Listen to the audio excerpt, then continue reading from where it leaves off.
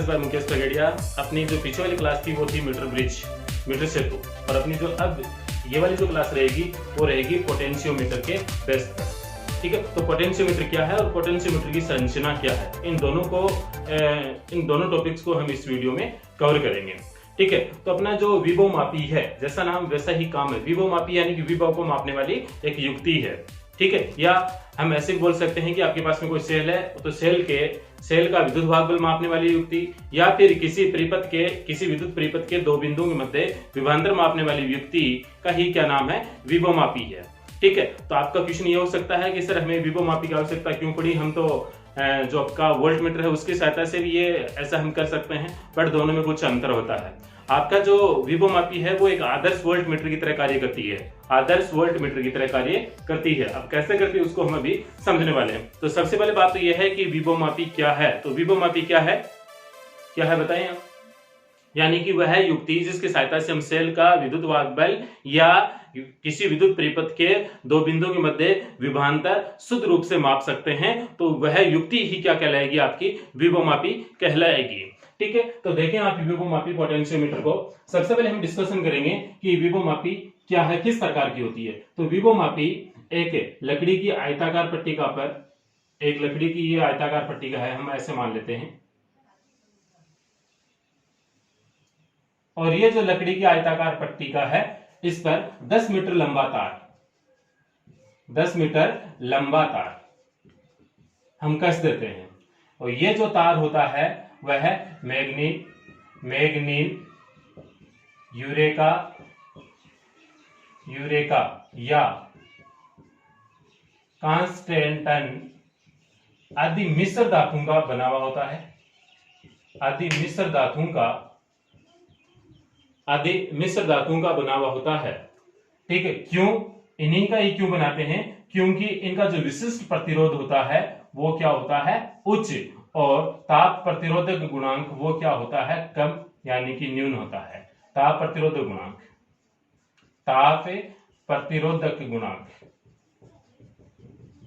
ठीक है, इन तारों में यानी कि मैग्नीन, यूरेका, कांस्टेंटन आदि तारों की क्या खास बात होती है कि इनका जो विशिष्ट प्रतिरोध होती है यानी कि प्रतिरोधकता होती है वो तो क्या होती है, उच्च होती है, और जो एल पाई यानी कि ताप प्रतिरोधक गुणांक वो क्या होता है, न्यून होता है। इस क्वालिटी के कारण ही हम इन तारों का तार यहाँ पर कसते हैं।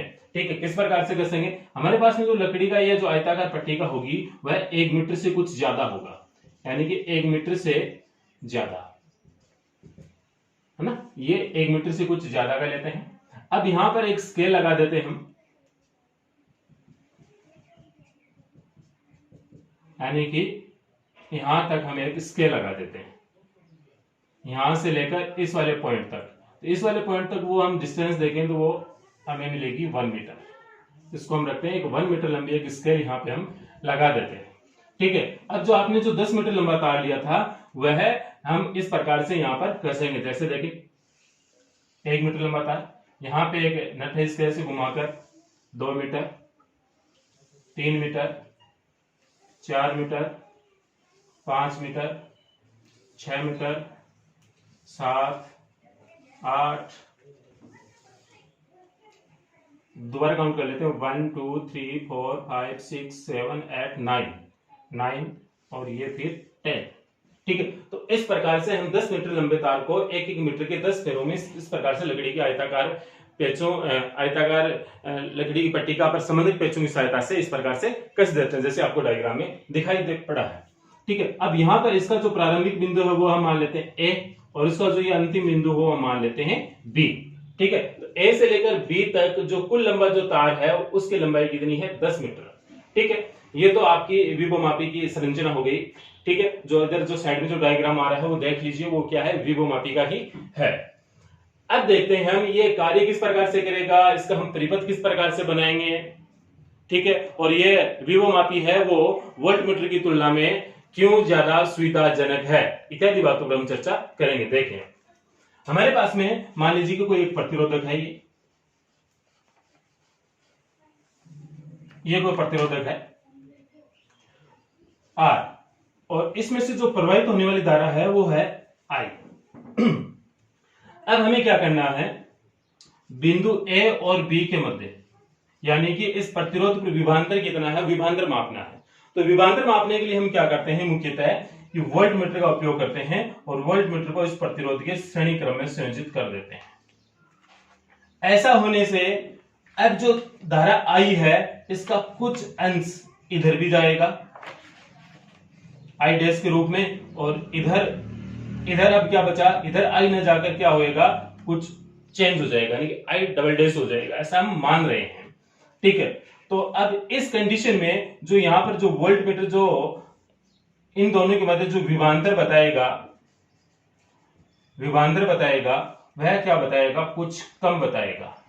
क्या बताएगा, कुछ कम बताएगा। क्यों बताएगा कम, क्योंकि अब इस प्रतिरोध आर में से होकर जो गुजरने वाली जो धारा है आई, वह आई न रहकर कितनी हो गई, आई डैश हो गई, यानी कि धारा का मान कुछ कम है। कुछ कम होने के कारण यहां पर जो विभवांतर है वो भी क्या बताएगा, ये वोल्ट मीटर कुछ कम बताएगा। कहने का मतलब यही है कि ये जो वोल्ट मीटर है त्रुटिपूर्ण पाठ्यांक बताएगा आपको, यानी कि जो वास्तविक जो इस पर जो वास्तविक विभवांतर का मान है उससे कुछ कम आपको ये इंगित करेगा। क्यों करेगा, क्योंकि इसको इस वोल्ट मीटर को विक्षेपित होने के लिए कुछ धारा ये स्वयं भी खर्च करेगा, कुछ धारा इसमें से होकर इधर जाएगी। ठीक है, तो उतनी धारा का ये विभवांतर यहाँ पर कैलकुलेट करके हमें नहीं बताएगा। ठीक है, इसलिए यहाँ पर यदि हम वोल्ट मीटर की जगह यदि हम ये पोटेंशियोमीटर यहाँ पे अप्लाई कर दें तो पोटेंशियोमीटर शून्य विक्षेप की अवस्था में कार्य करता है। शून्य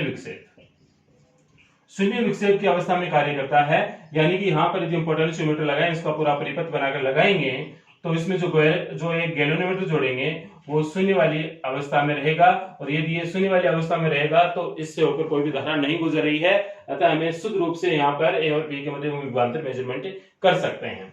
दूसरी बात यह है कि आपका जो पोटेंशियोमीटर है वह एक आदर्श वोल्ट मीटर की तरह कार्य करता है। आदर्श वोल्ट मीटर की तरह कार्य करता है। आदर्श वोल्ट मीटर का मतलब यह है कि ऐसा वोल्ट मीटर जिसका प्रतिरोध क्या हो, अनंत हो।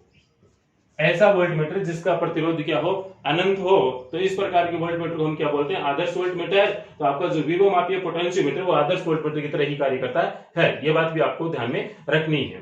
ठीक है, तो ये तो इसकी सिंपल सी चर्चा की थी हमने कि विभवमापी क्या है, विभवमापी की बनावट क्या है। तो विभवमापी की बनावट में आपको यही ध्यान में रखना है कि एक 10 मीटर लंबा तार देते हैं जो मैग्नीन या यूरेका या कॉन्स्टेंट आदि मिश्र धातुओं का बना हुआ होता है, और उसका प्रतिरोध या उसका विशिष्ट प्रतिरोध या प्रतिरोधकता क्या होती है, उच्च होती है, और उसका प्रतिरोधक ताप गुणांक क्या होता है, कम होता है, न्यून होता है। ठीक है, और इसको हम एक लकड़ी का आयताकार पट्टिका पर 1-1 मीटर के 10 पैरों के रूप में इस प्रकार से व्यवस्थित कर देते हैं। ये तो क्या होगी आपकी विभवमापी की बनावट। अब हम इसका जो परिपथ है वो किस प्रकार से बनाएंगे विभवमापी का, वो आप देखें।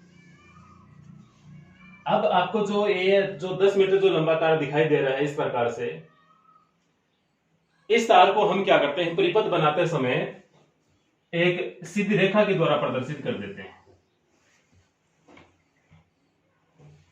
ये बिंदु ए प्रारंभिक बिंदु और ये बिंदु बी जो आपका अंतिम बिंदु, लास्ट पॉइंट। ठीक है, तो ये आपका जो ए बी क्या है, ये एक 10 मीटर लंबा तार इस प्रकार से हम रेखाएं न खींचकर इसको हम क्या कर लेते हैं, सीधा कर लेते हैं परिपथ बनाते समय। ठीक है, ए बी को हम क्या मान लेते हैं, 10 मीटर। 10 मीटर का मतलब होता है 1000 सेंटीमीटर।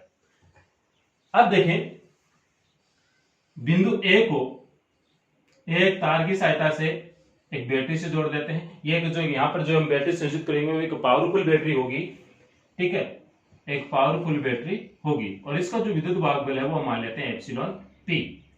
यहां पर परिपथ को ऑन ऑफ करने के लिए कुंजी लगा देते हैं के, और धारा को कंट्रोल करने के लिए एक धारा नियंत्रक रियोस्टेट RH संयोजित कर देते हैं इस प्रकार से। और इसका जो ये वाला भाग है वो हम किससे जोड़ देते हैं, बिंदु बी से जोड़ देते हैं। ठीक है, तो ये इस प्रकार से जो एक परिपथ बनेगा उसको हम बोलेंगे प्राथमिक परिपथ।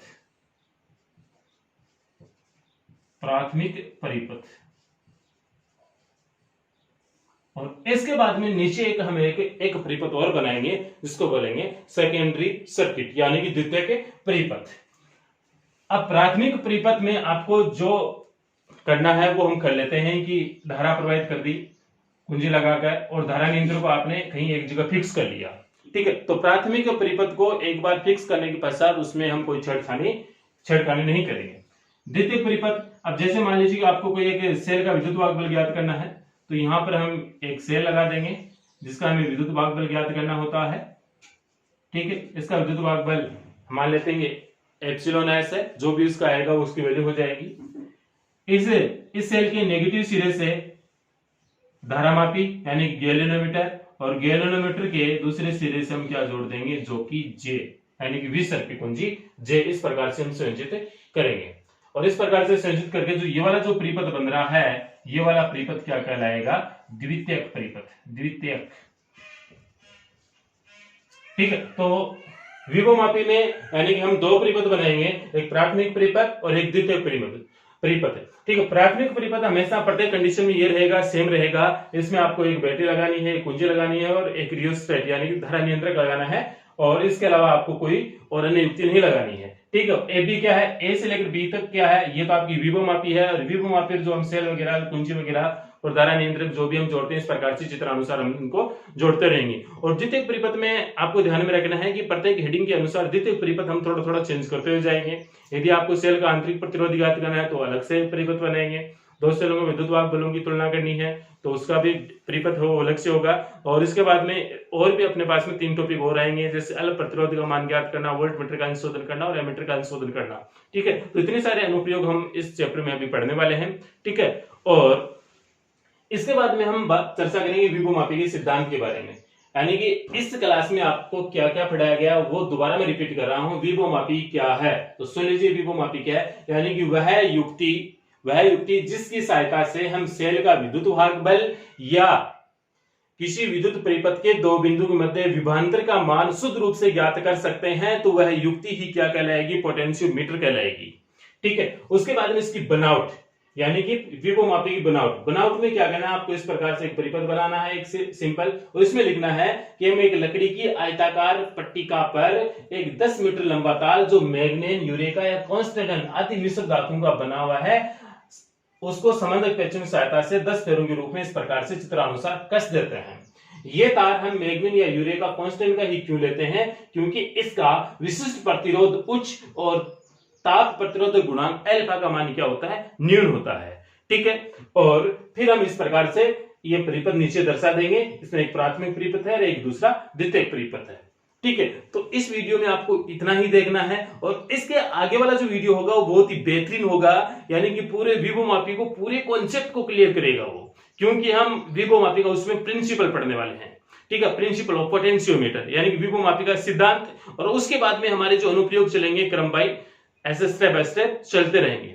ठीक है, तो इस वीडियो में आपको थोड़ा सा बस विभवमापी के इंट्रोडक्शन के बारे में बताया गया है, ज्यादा चर्चा नहीं की इसमें। और यदि आपको इन चैप्टर्स के नोट्स चाहिए, ठीक है, पीडीएफ फाइल चाहिए, तो आप मेरे व्हाट्सएप नंबर पे आप मुझे मैसेज करके अपना नाम लिखकर मैसेज करें, तो मैं आपको वो नोट्स उसमें भेज दूंगा। ठीक है, और इस वीडियो के लिए इतना ही।